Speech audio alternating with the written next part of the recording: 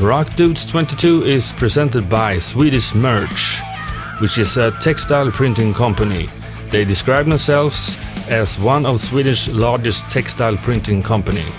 Their customers are retailers of so-called merch and advertising/promotion companies that need help with large-scale textile printing. They say, "We can textile printing and are happy to assist you with consultation regarding your designs." Welcome to Rock Dudes 22 and a new international episode. The guest this time is Lzzy Hale and Joe Hottinger from American heavy metal band Halestorm. Lzzy Hale and Joe Hottinger are two of four members of the American heavy metal band Halestorm. They are two really humble and hard-working persons that have dedicated their lives to rock and roll. Lzzy and her brother Arejay started the band in the late 90s, and in 2003 and 2004, Joe and Josh joined the band. In this episode of Rock Dudes, you will hear Lzzy and Joe tell you the true story of how it all started. Halestorm has been touring a lot during the years, and of course they will tell you several fun stories from the road. You can hear all of their stories in Rock Dudes 22. In the end of the episode, we will present you the music top list. Together with Lzzy and Joey, we will present 15 songs. You will find the list on our Spotify profile and homepage, rockdudes.se. Enough talking from my side. Let's start the interview with Lzzy Hale and Joe Hottinger. Rock Dudes! Welcome to Rock Dudes 22, and today we have some guests from USA. Oh yeah. Hello, Rock Dudes. And he said, "This is the 22nd." Yeah, this is 22nd. Yes. Awesome. He's going to turn 22 in a week. Really? No, I'm not turning 22. On the 22nd. I'm kidding. He's on the 22nd. I'll be much older. So you're legally should be drinking, right? 21. I'll continue to legally drink.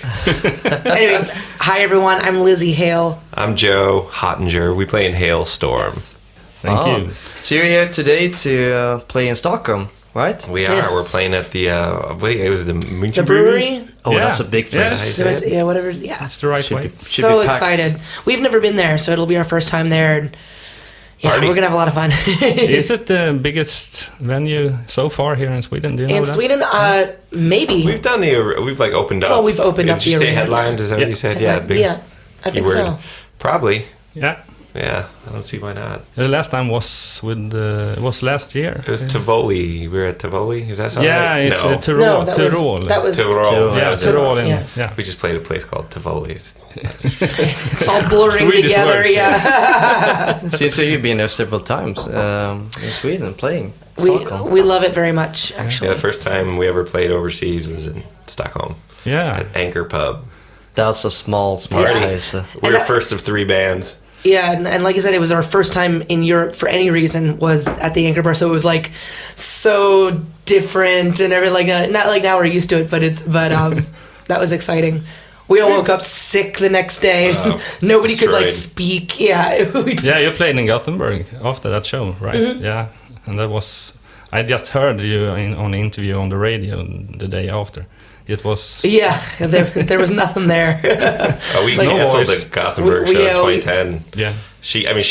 Her and I both had the same thing. We like woke up, we're like, oh my god, and we had like we ended up playing a song on TV, Yeah. national TV here. Squeaked out what I could, but They kept having her sing over and over the chorus because they Wow. couldn't get something right, and then to the point where she had nothing left, and Yeah, we canceled it the was next over. two shows and just laid low for a day. It's always a few it's one of days. those moments where like when everybody wakes up with the same sickness, but it doesn't matter if he can't speak, but it matters if I can't. So it's like you just realize So all of you responsibilities. guys were sick? You guys did it, or Yeah. was- Yeah, well, it's fun. Well, it was a different thing. Like I don't know, I really don't know what we call it, but Who knows? who knows? canceling 2 shows? That gotta hurt, right? Yeah, Yeah. Ouch. I hate doing that. We don't do that. So, but whatever. Anyway, We're back. hey, It was a back. good lesson. Finally. So who's supporting you today? It's a band called Wilson. Okay. Is it Yeah. American or? They're from Detroit. They're awesome. And as good of a band as they are, they're even better people. They're so much fun to be around. We laugh so hard with those guys. It's Yeah. like, and they have like, well, their lead singer has this addictive laugh. Oh, he's Like, got the one of you the ever best listen to laughs somebody ever. laugh, then you have to laugh because it's You be in amazing. the other room, no context, you hear him laugh, and you just start giggling because it's just one of those great laughs. It's the Legendary world. laughs. Yeah. So you pick and choose for pretty much your support acts, right? Yeah, When we can. most times, unless it's like a suggestion from the promoter, like, "Hey, we want to do these guys a favor, and would you let them open for it?" And so usually, Is it usually hard it's though, us. just picking out a couple of ones? So, I want this one, and another one says, I want that one. I don't know. It's You know, we usually get a list of who's available and Yeah. willing at the time, and we brought some on our own. Like we brought these girls on our first U.S. headline run for this album cycle. We brought some girls from Nashville, where we live, a band called the Dead Deads, and they're awesome. Like, That's cool. Yeah, and they don't have a label going, or they had, you know, no we just, label, no management or We anything. met the singer on the plane on a ride to LA, and just were talking to her, Like and randomly, yeah. ended up going to see him live. It I'm was like, oh my god, it was you guys are awesome great. because I didn't realize this at the time, but when they got on tour with us, they had never been on tour at all. So it was their first tour. So like I would walk by their dressing room and they would just be talking about how much fun and awesome it was. And adorable. like we remember going on our first, you know, tour and like that same feeling. So I'm like, I was just so glad that like they were having a good time and just to be able to kind of pay it forward. So So kind of mentoring them in some way, right? Like you remember how it was the first time you were. and we had a great time first tour. We went out with Seether and Shinedown, and they spoiled us. Like we didn't even know what a rider was. Like we would get like all this beer and liquor tequila. and like we didn't know what to do with all the food. Like we had never like done that before, you know. The So next tour as opening band, when we got the reality check. Yeah, then when we got the shaft. You know, we have to fight for a case of water. Like, please, just some water for the ride. Like the first gig over here with Paul Banker is pretty like much well, nothing on the rider. What's the story? well, Yeah, I doubt there was much. yeah, because I mean, traditionally, usually as an opening band, like you don't get anything, and so that's why I'm saying like our first tour we were spoiled because we're like, this is great, and then you get it to the norm where it's like, you know. So we made any band so that anyway. tours with us, we make sure they get, if they're drinkers, they get whiskey and a case of beer and whatever water they need, Yeah. you know, and try to get them snacks because it's tough, It's especially tough when on it's the the road. first. Sure. It's that shit ain't easy. Yeah, but, I mean, you've been going on for several years now, so you've seen Mm-hmm. everything from the beginning too. And now that you've put out like 3 albums, so it's touring crazy. massively.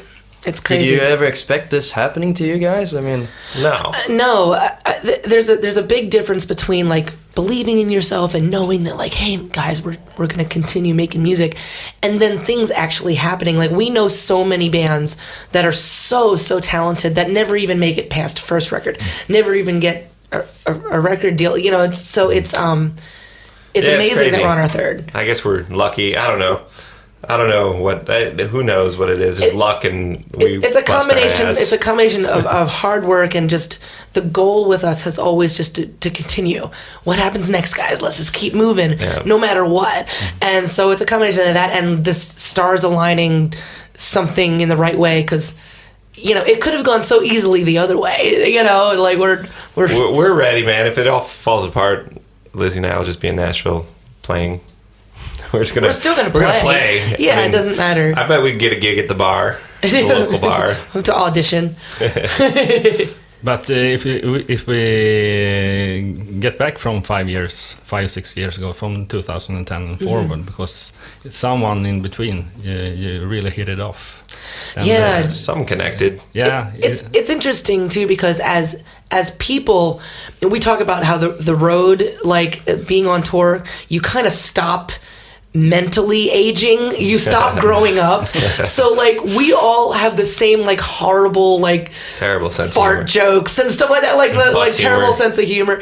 And so we haven't changed much, but then like everything else has kind of Grown. changed and grown Yeah. around us. So it's really interesting, you know, and we have a lot of moments where we kind of stop and like, guys, can you believe we're doing this tonight? You know, it's like and get all reminiscing about it. So.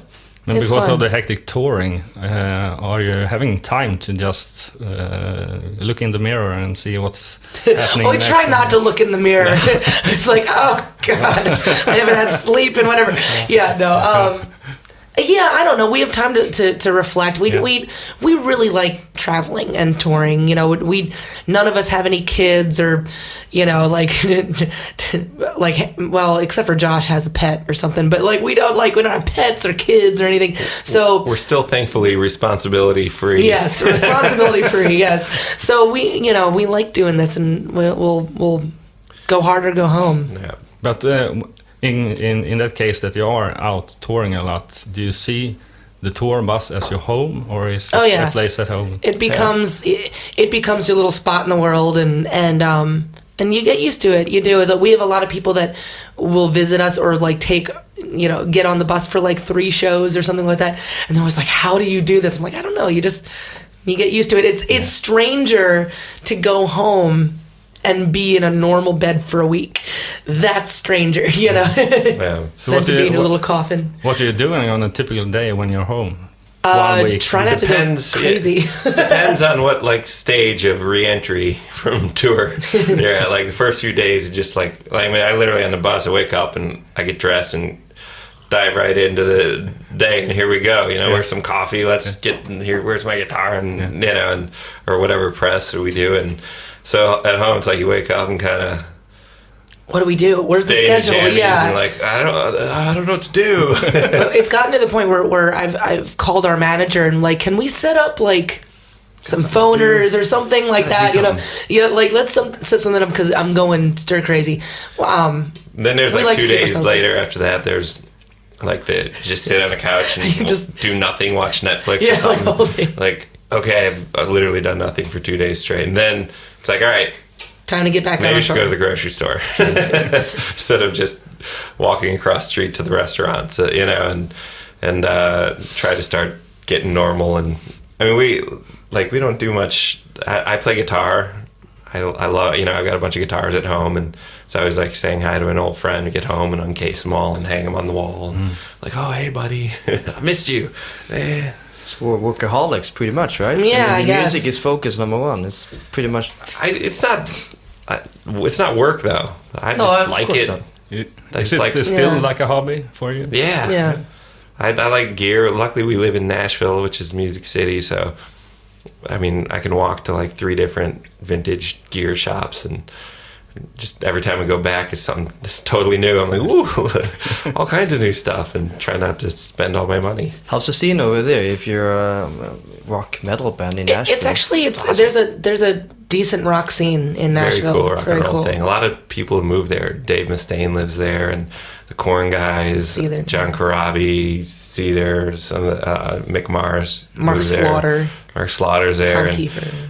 Tom Kiefer. I mean, there's a a lot of there's people. So many. And there's every Tuesday night across from where we live, there's this the rock and roll residency, it's called, and these dudes get up and play, and there's always guests Alice Cooper and his band showing up. It's just a little bar, and whenever we're home, Lzzy and I will go up and play some songs with them, and Mark Slaughter, all those guys, they all all those just guys kind of come show out. up randomly, and the Cheap Trick guys just came up the other night. Just met some of the guys from the Blackhearts, from Joan Jett and the Blackhearts. Just met some of those dudes. Drummer, Accepts drummer. Accepts lives in drummer, town. yeah. He comes up We and just plays keep it. collecting. It's awesome. awesome. They're so good, and they just play. Is it more real like rock and roll. jamming or They just Sometimes play old songs. Or they'll get a bunch of people up and they'll do AC/DC songs or Judas Priest songs or something like that. We'll all do covers together, whatever everybody knows, and it's just so much fun. It makes my heart happy. Yeah, cool. have you ever heard one of your songs? There are some bands. They haven't played one of our songs yet.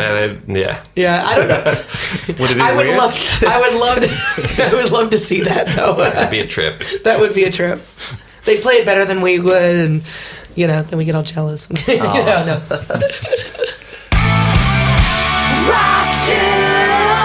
But you started the band with your brother, Lzzy, in 1997. 97, yeah. Yeah, and Do the math. I was 13 and my little brother was 10. Yeah. And what people don't, if you haven't seen us live yet, my little brother is legendary. He's a really great drummer. He's also nuts. He's just crazy, a crazy person. He just always is just on 10. And the only reason that we were able to kind of start that early was because he could always keep a beat and he could always do that, you know. And I started writing songs at an early age, so we wrote one song together, and then had our first show outside of our parents' living room at this fair, at the Schuylkill County Fair. And we ended up winning third place but losing to the tap dancing cowgirl, and then another little girl that sang a Little Orphan Annie song. It was a lot of fun. And it's funny because I still get the same feeling that I did from those shows. It, like, right before we go on, it's like, it's not really nervous. It's like, have you ever been on a roller coaster? Mm-hmm. And you know, you're going up that first thing, and you've been on a million roller coasters before, you know what's coming, but you're still like, here it comes. So we like caught that feeling that day, and we named ourselves Halestorm, and we really have never stopped since, you know. And we haven't, and very obsessed with being in a rock band. Thankfully, we had cool parents that, despite the fact that they were terrified of us being in a rock band, said yes. So, yeah, it's been a trip. Do you come from a musician family, or? My dad's a bass player. Okay. My mom, one of the reasons that, like, I was allowed to start playing guitar and everything is because my mom always wanted to play guitar, but her parents said no. So when I was like, I want to start playing, my mom was like, yes, absolutely. So she always wanted to play. She knows a couple chords. I've been teaching her a little bit. I gave her one of my guitars recently, and so I'm just like, here's an A chord, here's an E chord, you know. Start playing, finally. How about you, Joe, though? The same, or a musician family? Or? Not really. You were the oddball in your family. Yeah, I don't know. I remember hearing rock on the radio in 7th grade, and I was like, I was like, I need to play a guitar. I got to figure that out, you know. And it's weird how certain personalities are attracted to certain instruments. I don't know why I like guitar. I don't know why that was like what I had to try. But I'm such a guitar player, you know. Like, I just am. There are stereotypes to musicians, and we all fit them pretty spot on. And you see them in all these other bands, and like drummers are always crazy. They're out of their minds, and the good ones anyway. And it's just how it is. And like, I'm a guitar player. I'm honest to a fault. Ever like, you know, that really sucked. You shouldn't, you know. And, you're far too concerned with everything. So the first show was always the guitar, right? Or did you guys try out something else beforehand? I started on piano first. Yeah, piano first. Then singing and piano, and then guitar later on. You were always guitar, right? Well, yeah, I was doing music. Like when I was a kid, I wanted to play drums, and I took lessons, and they wouldn't let. I don't know why. I guess I wasn't assertive, and I just got a snare drum, and it was like, tick, tick, tick. It's like that, you know. Then I go to the lesson, there'd be a kid, and I'd be like, you know, I didn't know what to do about it, but I wanted to hit it all, and they're like, no, just stick to the left. I was like, all right, screw this. I'm not playing drums. This is stupid. But drums are stupid. Yeah. But did you take lessons for guitar? Or this? I've taken some here and there. You know, nothing.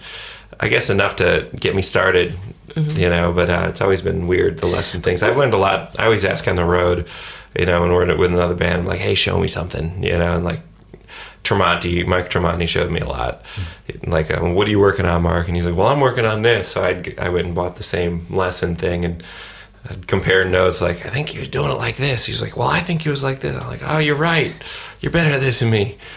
Yeah. We were just talking about how Joe and I were very similar, like with his first bands, and obviously in Halestorm with me, where like the two of us were always the ones that were like, okay, we have to practice, we have to do this, and very impatient about just getting it started. So like with guitar, we were just discussing how like neither one of us really did lessons because it took too long, you know? And so we're like, all right, let's just figure it out. Let's figure it out. Let's create songs. And what's the quickest way that I can just start rocking out on stage with this instrument? And but then you tour a lot and you learn more from friends. And we found out in an interview like 2 years ago. We're both in the same interview just like this, and someone was like, "When was your first show?" And we realized that like we had both our first shows were both in like August of '97. We're like a 100 couple miles counties apart, Yeah. but we had never met. weird. You I know, just didn't know. Yeah. And, like I finally started my band and did my first show, and we were just kind of circling each other until we met in '03. Yeah. Which is It's really weird. Weird. It's meant to be. Yeah, man. Destiny, omen.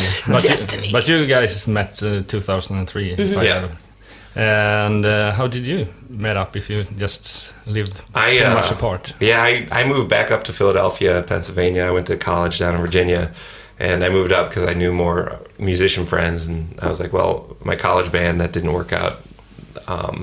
Too many personality clashes, and so I quit college and went up to Philly, and first thing I did was answer, there was an ad in the local like music magazine, you know, about local bands, and it was the only ad I've ever answered in my whole life, and there's just something about Yeah, why the hell did you answer that? because you guys wrote something like, "Oh, we can play at big venues," and which was Total lie. bullshit. Total lie. And but I went, but we auditioned. She had already started working with this producer in town, David Ivory, and I went to his studio to audition, and he had like a gold record on the wall from working with the Roots and some other Philly bands, and that blew me. I was like, wow, there's like a studio and there's like a gold record on the wall, and I was just obsessed with rock and roll, and I didn't understand, you know, it was all still magic to me. Like I didn't understand how things were. I didn't know how to make records. I didn't know how recording worked, and just wanted to be a part of it in any way, you know, and I didn't think I'd ever actually get to play. I knew I was going to be in the music business, but I didn't think I'd actually play. But went and auditioned, and I was like, wow, you sing awesome, cool. And then I left, and then she called the next day. It was like, come rehearse. I was like, okay. No, it was awesome because like we had for a couple years just kind of a rotating door of like young musicians, like 16-year-old guitar players that would end up like having to quit the band because their parents don't like the band, or you know, like silly things like that, or they didn't want to work, you know, like, oh, this is too much work, and so you know, when we put out an ad finally again, you know, in 2003, and had all these people coming up, and everybody just wanted to like shred over everything, and some of them were too old, some of them were too like young, and it's like we didn't really connect with anybody. And then, you know, Joe walked in, and like without knowing anything like about us, and we taught him like one of our songs, and he was like actually like kind of riffing and writing parts with us while we were jamming on the song. And because I didn't know how to solo. I know, which was awesome, but I was blown away by that because you weren't so self-absorbed that you actually wanted to like be in a band, you know. And so yeah, I called him a couple days later, and his mom picked up the phone. You know, so technically I talked to your mom first, but yeah, it's great. Like when we started hanging out, we understood like, oh, finally I'm gonna like have this kind of partner in crime that like we're gonna like go for it. You know? You want to book shows too? You want to book shows too? Cool. Yeah, sweet. Well, then why not? Let's do it. You remember the song you auditioned for? Was it a Halestorm song? Yeah, it was one Yeah. of our originals. I forget was what it? it was called actually. Was it hard? Beforehand? I mean, No, I wrote it. No. Of course, it wasn't hard. No, you had to, like, she had, like, in the song that made it on our first record in '09, that was it It's Not You? It wasn't that. She had this guitar thing I had never seen before, this slap thing, like, and I mean, that took me, like, a day to figure out when I was learning the songs, but it wasn't hard. I can't remember the song. I mean, it was that poppy sounding one, I think. Yeah, I don't know. whatever. We'll figure it out eventually. I'll have to But go then back. she was like, hey, Tapes. you should put a guitar solo here. I was like, shit. I don't know. I'm still trying to figure it out, but... But you found the band on a list or ad. Where do you like find people? Is it on Craigslist or Facebook or what's? This was before that. Facebook. Yeah, I'm guessing so. So yeah, I mean, really, It was just that, in like, a music store, like Yeah, it was like like musicians. like Alright, so. Back in the day, we did a thing called flyering, where Yeah. you make a bunch of copies of a piece of paper that says where your gig is going to be, and hit the you town. go around town, drive around town, stapling it up on places and giving it to music stores to put in their window and all that stuff. So it was probably something like that. You went to a music store. No, it was in the back of Arejay. Oh, was the like name one of of the paper that was at every venue, and I was going with my friends to all the open mic nights, and whatever local bands were playing, we'd go, and there's always a Ridgevation everywhere, and just black and white little zine, you know, and of course you get it every month it comes out, and you know. You remember what Dad said? Being a rocker band, it was like looking for a guitar player.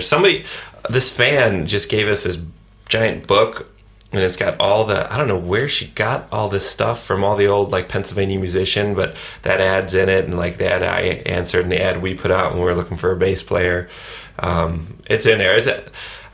All I remember that was, you know, looking for a guitar player. And something about playing big venues. We can play big venues. What else? What other lies did we have in there? Like, but you didn't give the band name. No, we didn't give the band name.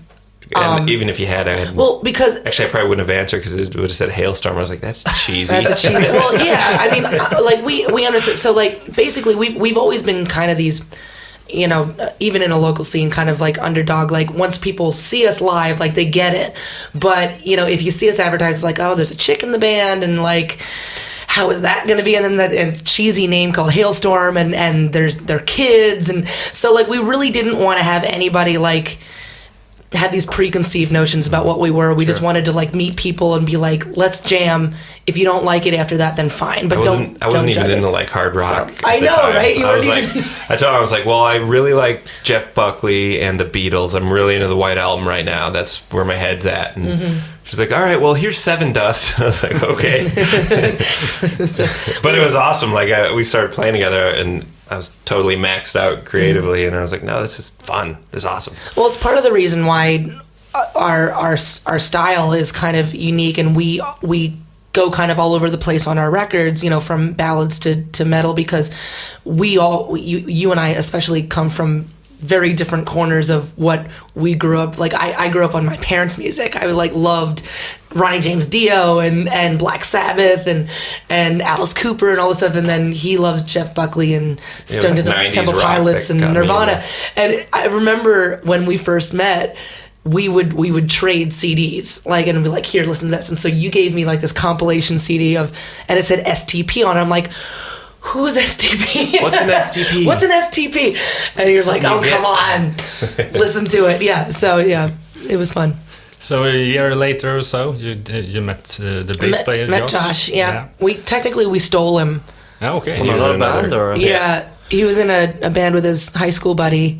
Every time we'd see him, because we were playing around the scene a lot, we'd watch him play instead of the band. We're like, he's such a good. We're always watching that guy play bass. And I had brought a buddy up to play bass with Halestorm that was in my college band, Dave, and he's doing really well right now. He's in a band called War on Drugs. Wow, they're big, massive band, and so now but Dave quit because he was. Well, he was into different just totally different headspace musically, obviously, and but we did a festival with him last year over here. It was really Belgium. cool to see him. Like, hey guys, we knew all the guys. They were all in bands that we used to play with in the Philly scene, and so it was cool to kind of be like, how are you doing? I haven't seen you forever. But after Dave left, you know, we started watching Josh and like just go to all his gigs, and we finally just said like, hey, we just need like a temporary bass player while we're auditioning. We never actually auditioned anybody else. We just need a temp guy, you know. And he's like, oh yeah, you know, like I'll play with you. So then like a couple months later, he's still our temporary bass player. And I remember we came back from a gig one night. We got Josh hammered. and we're coming back from a gig, and he turns to me and he's like, Lzzy, I'm gonna have to call up my best friend that's in my band tomorrow and tell him that I'm quitting his band because I love you guys so much, and like I you know, would you have me as your bass player? And I'm like, dude, that was the plan all along. You know, you were always gonna be our bass player. And we ended up getting pulled over, and he threw up on the cop's shoes. And the cop was actually really nice. He's like, he's not driving, right? We're like, no, we're driving. So. Yeah, then it was amazing because sealed with a sealed with vomit on the cop shoes. Yeah, it's a crazy story. But yeah, so like he's great. Our bass player is amazing. He's I think the only one that's a real musician in this band. He can actually read music, and piano well. He can play Beethoven on piano, and it's like Nerd. Get out of here.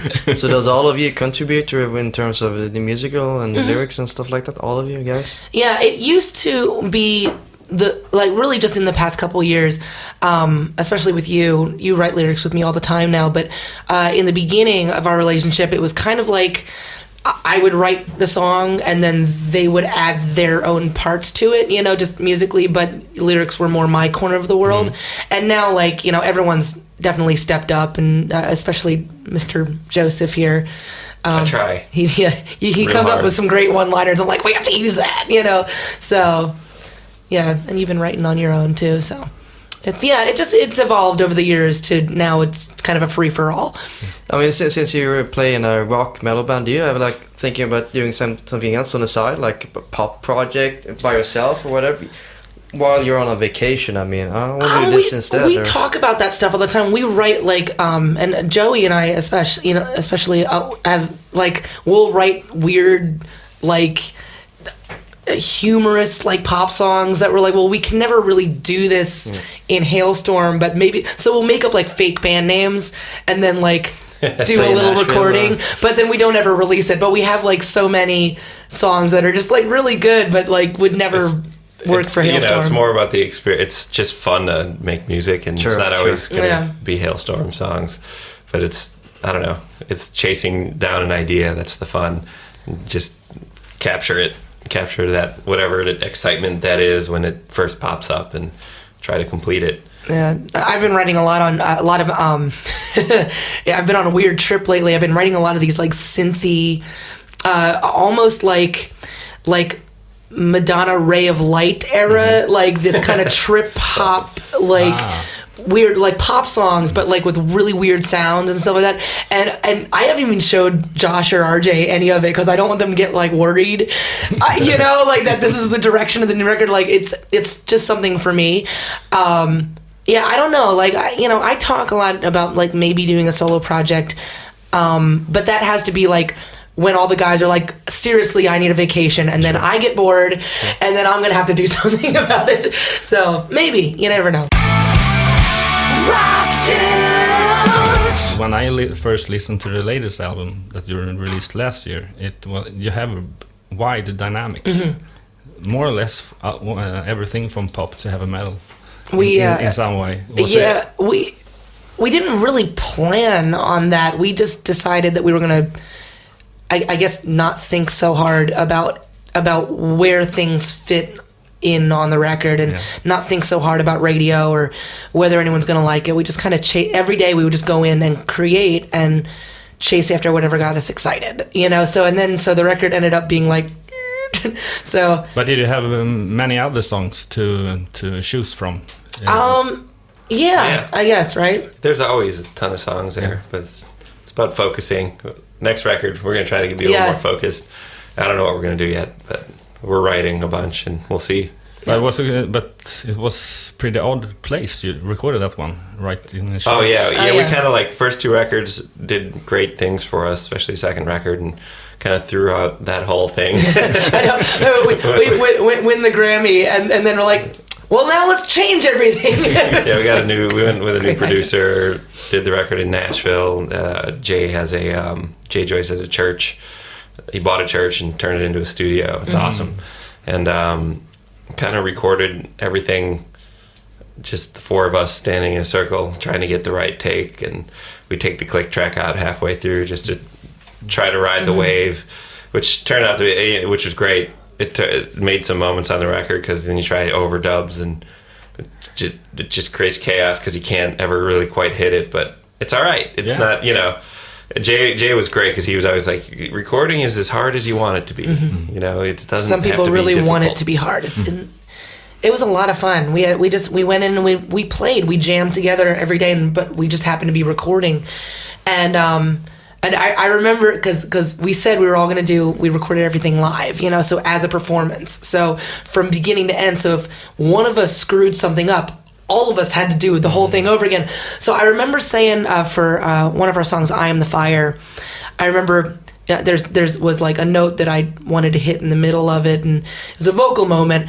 And so I remember saying to the engineer, I'm so if I don't get that right. I can just like jump in and punch that in later, right? He's like, no. We decided that we were going to do this as a performance, so like you have to get it, and if you don't get it, we all have to do it over again. I'm like, oh, pressure. But so yeah, it made it for I don't know. It has this great feeling to it because as the song goes on, you kind of have that live pressure. Like I got to get it right. I got to do it. So that was a lot of fun. Cool. So we go to the next album. Then you're thinking about doing the same? I don't know. I think we need to. I think we're gonna meet it in the middle a little bit. We've been talking a lot about like, kind of going back to the beginning a little bit and keeping it heavy. The thing that I'm concerned most with is like great moments. That's all I care about, live show or on a record, and that's the shit that gets me excited when you listen to a record and something something unexpected, or it takes you on a journey and delivers, whatever that moment is, however it's created. That's I just want moments. It's such a broad thing, but like my approach to try to think about it logically, like, all right, so then how do you go about doing this? And I'm like making a giant list of all my, every time I hear a great moment on a record, like in a studio record, like somebody else's song, like, oh man, that scream like in track 3 of whatever band, like, is amazing. How I went to the drums in that Sabbath song, write down the time in the song, and like, there's a great moment, and create a list of all these awesome moments. Not to copy it, but just like be inspired by the moments, not just because you're right, like you get these good song ideas, and the easy thing to do is, all right, there's a great melody and there's a great kind of verse thing in front of it, and maybe a little 3 minutes 25 seconds and a bridge, and okay, so intro, riff, verse, pre-chorus, chorus, re-intro, verse, chorus, bridge, solo, chorus, end of song. It's like that's the easiest thing to do. Yeah, every fucking song's like that, so you gotta fuck that up. And do the opposite. Yeah, do the complete opposite. Like so that's, I don't know. It's going to be fun, and it's going to be interesting to see. Before we even start writing for that, we're writing anyway, but before we really start focusing on, all right, Halestorm record, I want to have a great list of moments that really kind of studied, and then start, hopefully they infiltrate and start using either arrangement ideas or just things, get ourselves uncomfortable. Maybe recording in another country, who knows? Maybe Sweden. Yeah, totally. That would be really neat. Have thought about it, doing it outside of Nashville? Or? Yeah, that would be great. Yeah, like Lzzy and I spent a week in Australia after the tour at the end of the year.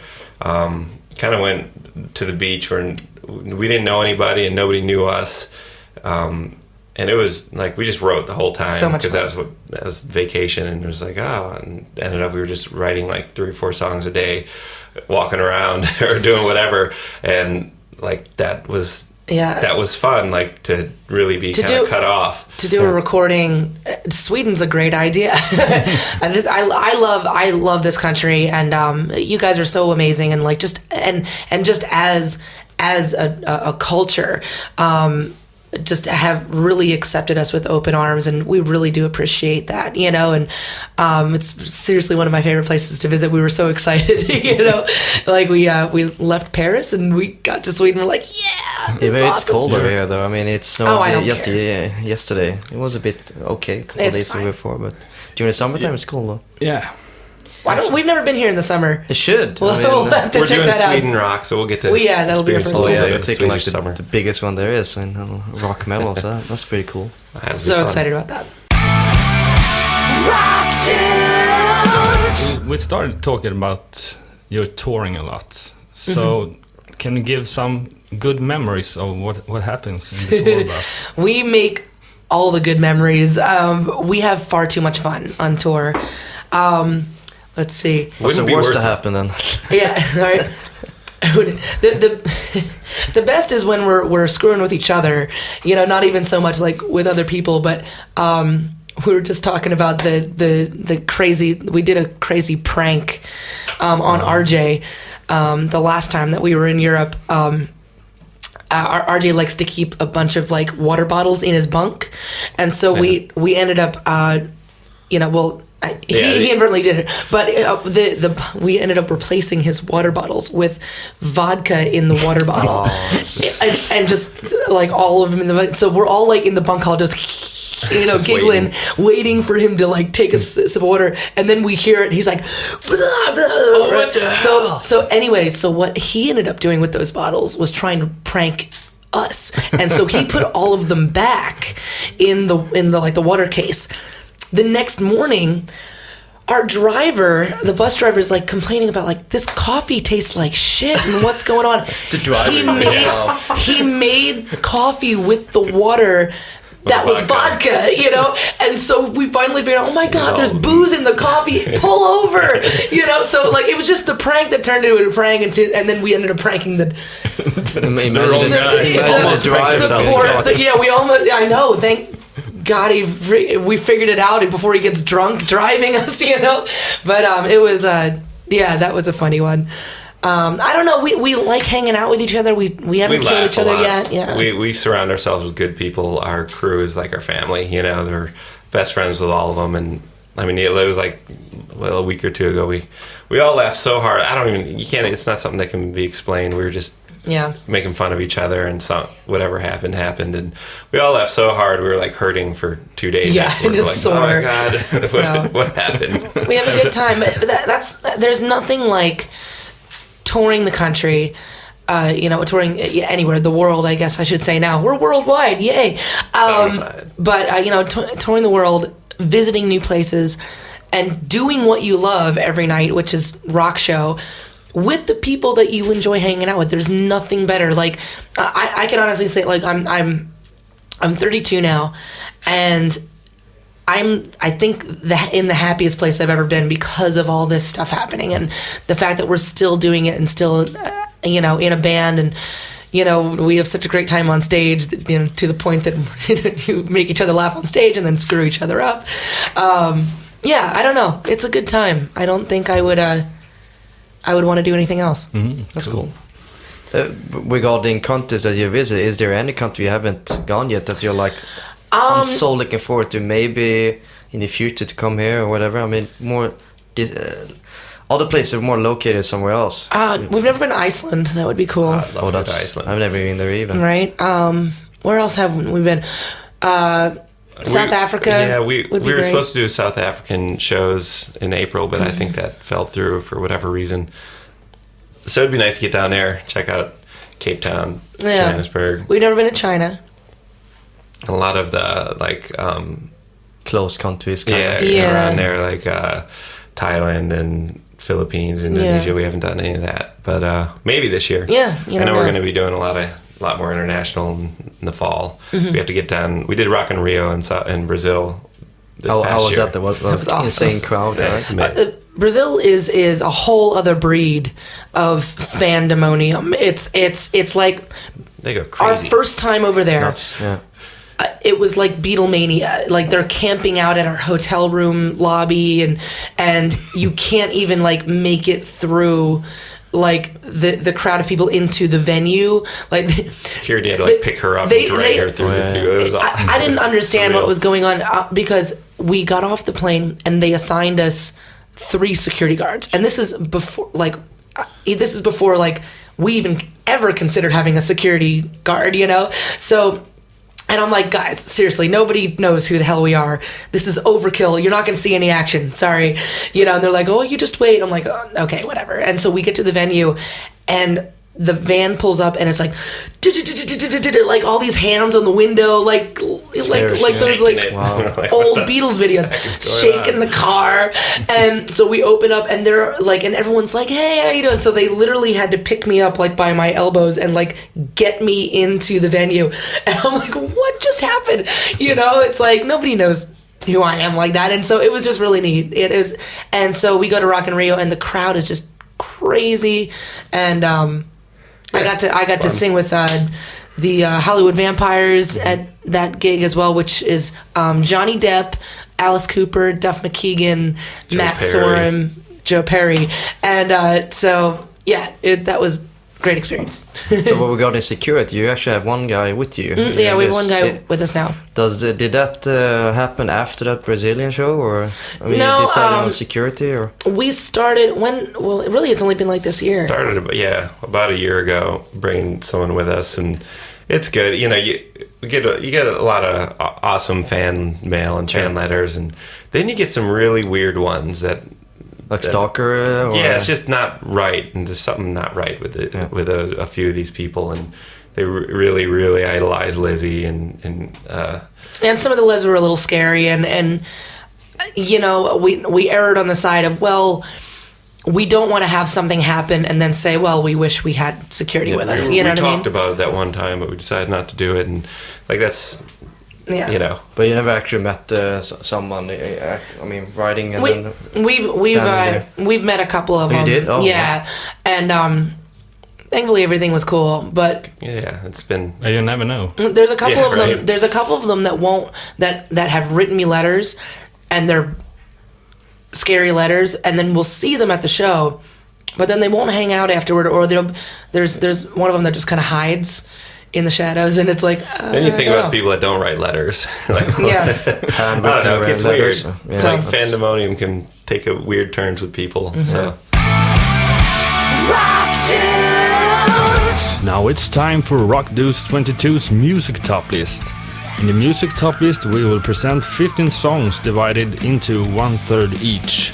Our guests Lzzy and Joe will start with their 5 songs, and then me and Ömer will tell our 5 songs. The music top list will be published on our Spotify profile and homepage rockdudes.se.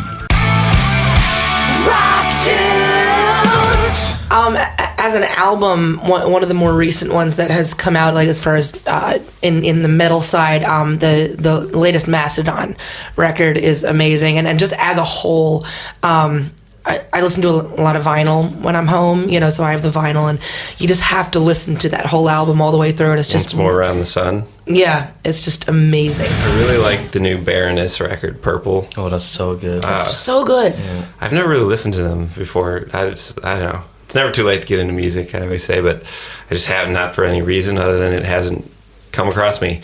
And it's awesome. Like, I've been playing that a whole bunch, almost nonstop, and the drummer's incredible. They're just a good band. There's a great song that I've been obsessed with for the last month since I first heard it, by a band called Dawes. It's called All Your Favorite Bands. Yeah, it's all your favorite that's bands. What the title is. Yeah. It's such a cool. It's a really simple song, and to me, the sentiment is like, you just think about an old friend, probably a guy you toured with or something, just an old friend that you haven't seen in a long time, and just it's like saying, hey man, I miss you, of you, miss you, sending out my love, you know. And the chorus is like, the chorus is what is it? I hope that life without a chaperone is what you thought it'd be. I hope your brother's El Camino runs forever. I hope the world sees the same person that you've always been to me, and may all your favorite bands stay together. And I'm like, that's awesome. What a sweet thing to say. What a great thing to say to any friend, man. Hey, man, may all your favorite bands stay together. Like, you know, obviously, as music lovers, you can relate to that. That'd be the greatest thing ever if all your favorite bands stay together. For, you know, that's what you want in life, is more joy from the music you love. Another album that actually nobody really knows about, and well, maybe you guys do. There's a band called Priestess, and they only ever put one album out. They put 2. They put 2? Oh, Yeah. I was saying but that first record. The first record, yeah. What's it called? It's just self-titled, I'm pretty sure. I have it on here. Hold on. It's called Hello Master. They're a Canadian rock band. You guys should listen to it. Yeah. Get that record. Priestess. I found it on so vinyl. good. It's You a got it used on one. vinyl? Yeah, it came out in like 05, 06 when they weren't making so many vinyls. And We were obsessed with that band that entire it's just year, incredible and then rock and kind of roll. like forgot about it, and then have rediscovered that again. Yeah, just the whole record is Yeah. worth a listen. We like listen to records if you couldn't if you couldn't tell. It's like, oh no, listen to the whole record. See, I'm blast from the past. I just got to meet I met him a couple years ago, and we've become good friends. Mr. Tom Kiefer from Cinderella, one of those dudes that like really got me into playing guitar when I was a kid, and just like I idolized the dude. There's a song off of their Night Songs record called "Shake Me," and I love that song. It's just it's one of those that and I work out to it and whatever. That was one of those songs and one of those records that definitely defined what I wanted to do on stage as a front person. So Cool. boom. All right, here we go. Here's our top 5 from Jonas. The first song is an American act. Yeah, actually, it's a cover song from Simon and Garfunkel called "The Sounds of Silence," and this time it's done by Disturbed, and it's a really powerful version. Actually, one of the time we get the better version than the original one. So please listen to "The Sounds of Silence." And the next song is a Swedish. How would you describe the music, Jonas? Industrial metal. Yeah, Can pretty you much call it it. that? Yeah. You were at the pre-listening party, I think. Yeah, a couple of weeks ago, they presented a new upcoming album, and it sounded great. It's really diverse, but yeah, you've heard of it, right? Yeah, I really heard it a lot last week, actually. So we're talking about Man-Machine Industry. And I picked the first single, Let It Burn, that has a real signature from their kind of industrial metal music. And the song has a great wall of heavy riffs and great guitar solos and a real creepy voice saying, "Let it burn." The third song is an artist. I actually saw a clip on YouTube yesterday. He was on a festival, and he wasn't drunk. I don't think he really drinks anymore, but he was swearing in the cab, funny, or in the car towards the gig, saying, "Fucking man, this techno shit, this crap. Well, that's not even musicians putting a finger on the button or whatever." It was so funny, and of course it was Iggy Pop. Yeah, it was Iggy Pop. And actually, will release a new album here in a short while, in the 18th of March. And it will be called Post-Pop Depression. And the first single is Breaking Into Your Heart. And this is a collaboration together with Josh Homme from Queens of the Stone Age and Eagles of Death Metal. I really liked it a lot, but you have to listen it maybe 5-10 times before you get it. So here you have it for the first time. The fourth band is a band that I never got to sign because, well, they went to Spinefarm or whatever, so I was a bit bummed out, but hey, good luck to them. Yeah, it's Dynasty, the Swedish band from Stockholm, and they play like melodic heavy metal, and they will release a new album here in April. The 15th of April, and it will called Titanic Mass, and they have given out the first single, Roar of the Underdog, and yeah, it's a real classic Dynasty song, as you have heard it before. And the final song, of course, we're going to choose, well, you chose one of the songs from the band. Yeah, Halestorm, and this one is I Like It Heavy, and they released the last album, Into the Wildlife, for 1 year ago, or at least, 1 year ago. And I have chosen the song I Like It Heavy. It's not one of the singles, but it's a kind of cool song because it's something between blues and heavy metal. So just listen to I Like It Heavy. Ömer's top 5. So what's the first one? I actually took one of the songs that I put out just recently. It's a band called Kamchatka with the song Devil Dance. They're going on their tour in Germany, Holland. It's like 20 days to support their album Long Road Made of Gold. And, well, what can I say? If you're into blues, rock, metal, this is it. Blues, rock, heavy metal, Kamchatka.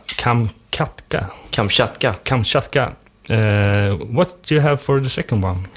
Well, Cult of Luna is back after several years with a new song, A Greater Call. putting out an album. I forgot the name of the album. Sorry, I didn't know, but I listen to songs. So, but still, if you're into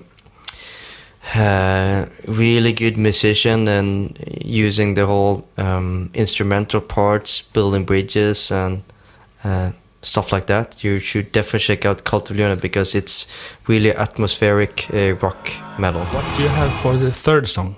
I was in Norrköping a couple days ago on Where's the Music and discovered a band from Finland. And it's a band called LZZY, and I took a song that is called Riot from their album Brain Dead.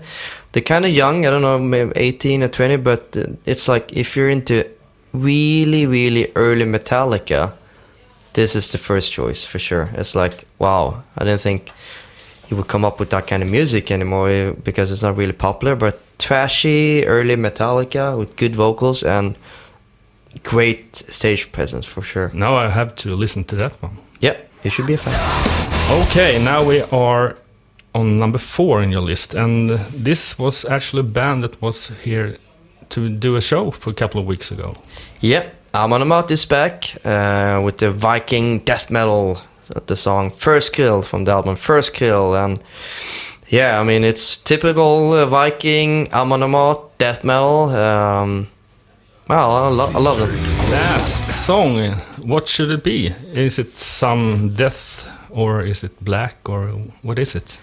The Resistance is back from Gothenburg with the song I Welcome Death. It's typical Gothenburg death metal. What can I say? If you're into that kind of stuff, which I am, so definitely check this out.